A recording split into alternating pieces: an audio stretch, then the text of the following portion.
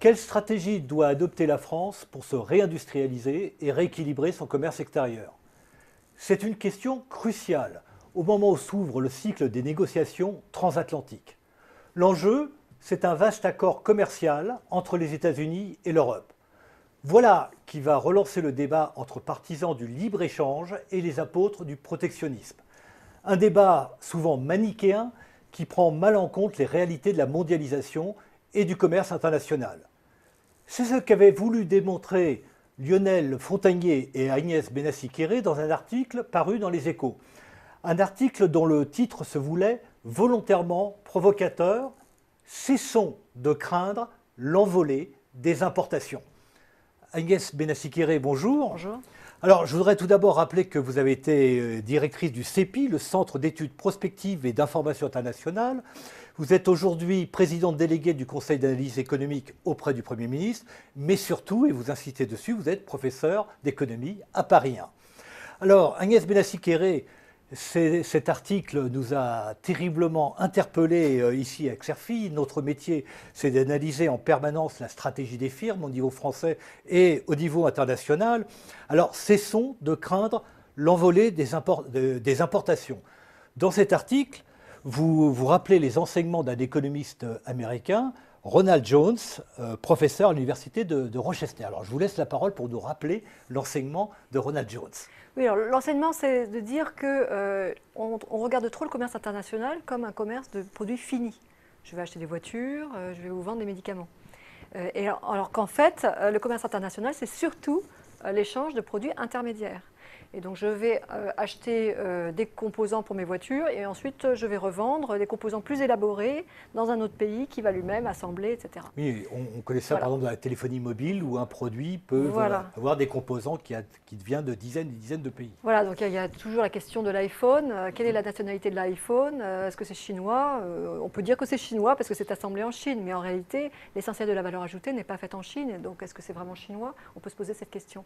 Donc finalement, le commerce international, c'est plus qu'un commerce, c'est une fragmentation de la chaîne de production, c'est-à-dire qu'au lieu de produire un bien de A à Z dans un pays, eh bien on va piquer des éléments de valeur dans différents pays qui sont particulièrement forts sur un pays. Donc pour les matières premières, c'est évident, on va chercher le pétrole là où il est, mais pour des biens manufacturés, c'est moins évident. Oui, alors ce qui veut dire que sur un produit complexe, un pays n'est plus spécialisé sur l'ensemble de la chaîne de valeur, mais sur certains maillons de la chaîne de valeur, qu'il s'agisse de biens manufacturés ou de services. Voilà, et alors on a vu aussi, c'est à la fois plus efficace et en même temps, on a vu lors de la catastrophe de Fukushima, que ça pouvait poser aussi problème, cette spécialisation, puisque au Japon existent des fabricants de produits très spécifiques qui sont nécessaires pour les ordinateurs. Et si cette production s'arrêtait, eh bien, on ne savait plus qui allait pouvoir fournir. Oui, alors ça pose tout le problème de la polarisation industrielle, puisqu'on voilà. n'est pas...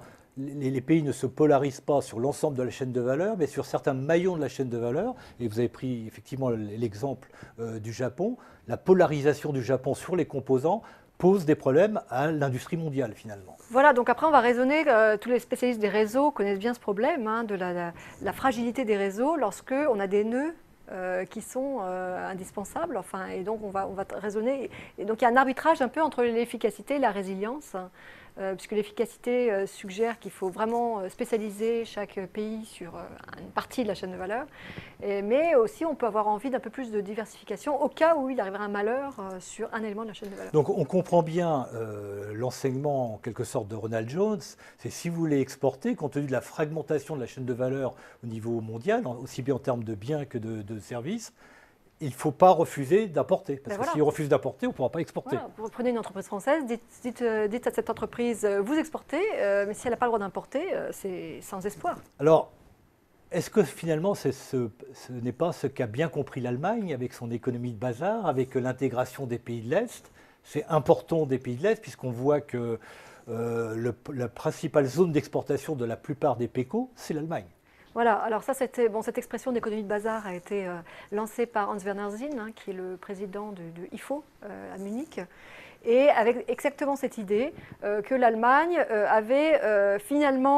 faisait peu finalement de valeur ajoutée en Allemagne, mais arrivait à exploiter ses relations avec ses proches voisins de l'Est, avait délocalisé des parties de la chaîne de valeur, gardé d'autres parties de la chaîne de valeur et avait réussi donc à maintenir et même à progresser en termes de compétitivité, alors qu'en France, on a fait plutôt le choix de délocaliser l'intégralité de la chaîne de valeur. Donc par exemple, la République tchèque. Si je prends l'exemple de l'économie allemande, on désintègre la chaîne de valeur, on essaye d'optimiser cette chaîne de valeur en termes de coûts de transport, de coûts de fabrication, de coûts de main-d'œuvre, compte tenu des parités monétaires aussi.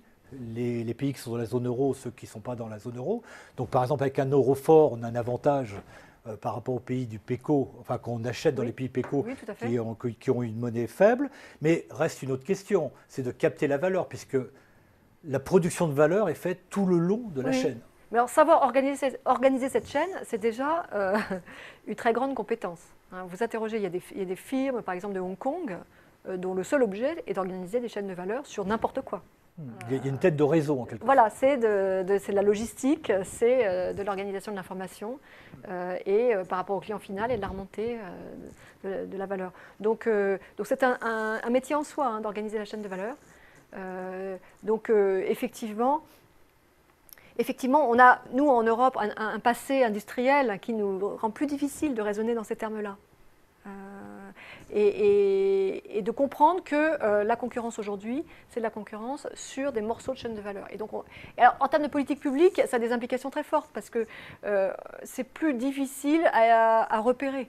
Vous êtes un responsable de politique économique, vous raisonnez en termes de secteur, en termes de région, de secteur. Vous n'allez pas raisonner. Est-ce que la stratégie, ça ne devrait pas être de se spécialiser là où on a des avantages comparatifs très forts, mais là aussi où on peut capter de la valeur le long de la chaîne? Voilà. Alors la valeur, donc, comment capter de la valeur le long de la chaîne? On connaît les recettes, c'est avoir un avantage en termes d'innovation, un avantage en termes organisationnels, éventuellement d'être le seul.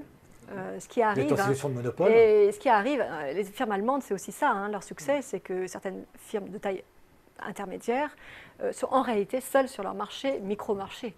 Arriver à être seul sur son marché, ça c'est formidable. Donc c'est ça. Mais en termes de politique publique, ça va vouloir dire que la politique industrielle, c'est plutôt une politique d'écosystème. C'est plutôt faire en sorte que ces avantages comparatifs émergent. C'est totalement illusoire de penser qu'on va pouvoir les repérer ex nihilo. Par contre, les entrepreneurs, eux, peuvent les trouver, mais encore faut-il que le terrain soit bon en termes de capital humain, en termes de mise à disposition d'instruments de recherche et d'aide à la recherche, mais aussi, et c'est ça qui est intéressant aussi, de toutes sortes de services, mais même des services les plus de base, de transport. Oui, parce que ce qu'on oublie souvent, c'est qu'en fait, un produit manufacturé exporté incorpore beaucoup de services. Voilà, alors ça, c'est une chose qui est très... Et la balance des services est en fait faussée. Ça, c'est une chose qui est très importante. On sait que 55% de la valeur ajoutée des biens exportés par les entreprises françaises, 55% de cette valeur ajoutée, ce sont des services incorporés dans les biens. Donc on dit qu'on échange très peu de services dans le monde. C'est vrai, le commerce de services est sous-développé. Mais les services, en fait, sont incorporés dans les biens qui, eux, sont échangés. Et ça, c'est très important à avoir en tête. Le chiffre équivalent pour la Chine, c'est 30%. Donc ça veut dire que pour nous, la compétitivité se joue beaucoup dans les services incorporés, dans les biens qui seront exportés. C'est moins le cas pour la Chine. Alors le message que vous faites passer en même temps, c'est qu'on a une très mauvaise vision du commerce international, puisque finalement, on exporte et on importe beaucoup plus de services qu'on ne croit, et le système statistique a beaucoup de mal à appréhender ces exportations et importations de services. Et de la même manière, comme ces chaînes sont mondiales, la destination et l'origine réelle des produits est très mal cernée par les statistiques actuelles. Alors, il y a une conséquence importante, je crois qu'il faut abandonner l'idée de mesurer des déficits commerciaux ou des excédents commerciaux bilatéraux.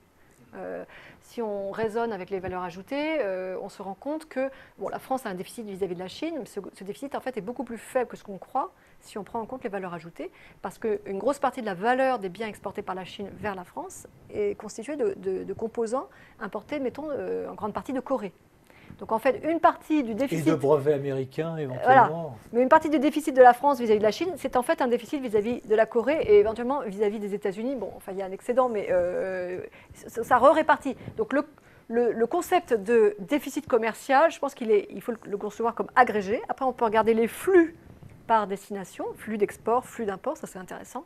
Mais le solde bilatéral ne me paraît pas avoir un contenu économique si important que ça. Et on ne dispose pas à l'heure actuelle d'un système statistique qui nous permette d'appréhender d'une façon très précise ces flux. Alors, il y a eu un énorme effort fait par l'OCDE et l'OMC de calculer justement du commerce international en valeur ajoutée, ce qui pose des problèmes méthodologiques très importants, mais qui justement nous éclaire beaucoup sur ces choses-là.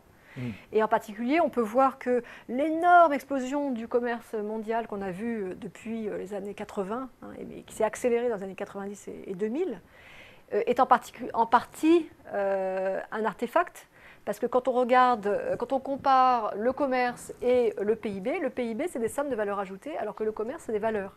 Donc si un produit fait l'aller-retour entre Chine et Corée plusieurs fois, il est compté à chaque fois comme export. Et du coup, l'évolution du commerce international est très exagérée par rapport à la réalité. Voilà.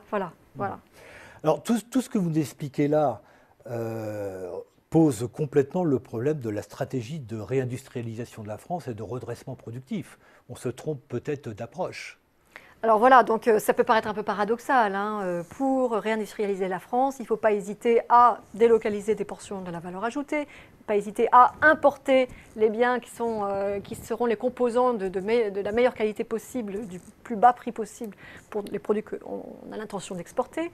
Ça veut dire aussi mettre l'accent vraiment sur tous les domaines dans lesquels on peut et encore avoir un avantage comparatif et ne pas s'acharner sur les domaines où où il y a une surproduction mondiale, où il y a des pays à plus bas coût, et être en dynamique, c'est-à-dire savoir que ces avantages sont perpétuellement remis en cause. En ayant bien en tête que la compétitivité se trouve sur des maillons de chaîne de valeur, sur des composants et non pas sur la filière entière. Et en particulier la séparation qui est faite, où on oppose l'industrie et les services, me paraît très contre-productive. Parce qu'on ne sait pas au fond ce qu'on exporte, est-ce que c'est de l'industrie ou du service. Alors je vais vous poser une dernière question un petit peu provocatrice, si vous me permettez. Vous avez mis l'accent tout à l'heure sur l'importance du pilotage du système et du réseau. On a aussi l'importance de la conquête du marché, l'importance du drainage de la valeur ajoutée. Compte tenu de l'avantage qu'a pris l'économie allemande sur le reste de l'Europe, est-ce que le risque pour l'économie française, ce n'est pas d'être satellisée, en quelque sorte, en grande partie, par l'économie allemande? Je pense que ce n'est pas le cas. Je pense que les entreprises, les multinationales françaises rencontrent d'énormes succès à l'étranger. Et c'est d'ailleurs l'origine d'un espèce de malentendu avec l'opinion publique, puisque ces multinationales sont très fortes à l'étranger, réalisent des profits et ferment des sites en France. Donc l'opinion a du mal à comprendre cet écart, et parle de licenciements boursiers. Mais peu finalement, puisqu'une récente étude de l'INSEE a montré que les licenciements pour délocalisation sont finalement assez faibles. Voilà, et cette étude a été réalisée par mon co-auteur Lionel Fontanier, donc on boucle. On boucle. Voilà. Alors, ça pose quand même des sujets très, très intéressants en termes de politique publique. On voit avec les statistiques de la Banque de France que la France gagne beaucoup de son activité à l'étranger. Les revenus sur les investissements directs français à l'étranger l'emportent de très loin sur les revenus payés aux sociétés étrangères qui sont implantées en France. Donc, en net, on est gagnant. On est gagnant de l'internationalisation, c'est-à-dire qu'on reçoit en net du revenu de nos implantations à l'étranger. Maintenant, la question, c'est un peu qu'est-ce qu'on en fait de ce revenu? Est-ce que ce revenu peut être redistribué? Comment est-ce qu'on fait avec ce revenu pour subventionner le travail peu qualifié, comme c'est la stratégie en France et en Europe? Donc ça pose des questions de politique publique, c'est-à-dire que comment fonctionne un pays dont une énorme partie de l'activité, c'est de l'invisible et c'est de l'organisation justement de la chaîne de production à l'étranger. Et quand vous parlez de redistribution, de problème de redistribution, est-ce qu'il ne faut pas se poser la question, toujours dans cette vision de la fragmentation de la production mondiale, d'aller vers des productions à forte valeur ajoutée et de favoriser le travail très qualifié? Oui, on peut favoriser le travail très qualifié, on aura toujours du travail peu qualifié. On ne peut pas imaginer que tout le monde est un Master 2 dans 10 ans. Donc il y aura toujours du travail peu qualifié et nous en avons besoin. Et d'ailleurs, c'est un élément de compétitivité très important aussi qui pose question par rapport à l'Allemagne. Quand on regarde l'évolution du coût du travail en France et en Allemagne, dans l'industrie, sur les 10 dernières années, il n'y a pas d'effet. Le coût est comparable. Le coût est comparable. Ça pourrait évoluer dans les années à venir, mais le coût est comparable. Dans les services, c'est hallucinant. Ça s'est complètement écarté avec... C'est l'une des origines de la compétitivité allemande, c'est le bas coût des services. Alors voilà, donc quand on sait que maintenant les exportations ont un contenu en service, c'était pas seulement des services d'ingénierie, d'avocats, etc. C'est aussi du transport, de la cantine de l'entreprise, le nettoyage, le gardiennage. C'est aussi ça, les services. Bien, je retiens votre message, Agnès Benassi-Kéré. Cessons de craindre l'envolée des importations. Ayons bien en tête que l'économie mondiale s'intègre mondialement et qu'il faut savoir s'insérer dans les chaînes de valeur et capturer de la valeur. Je remercie. Merci à vous.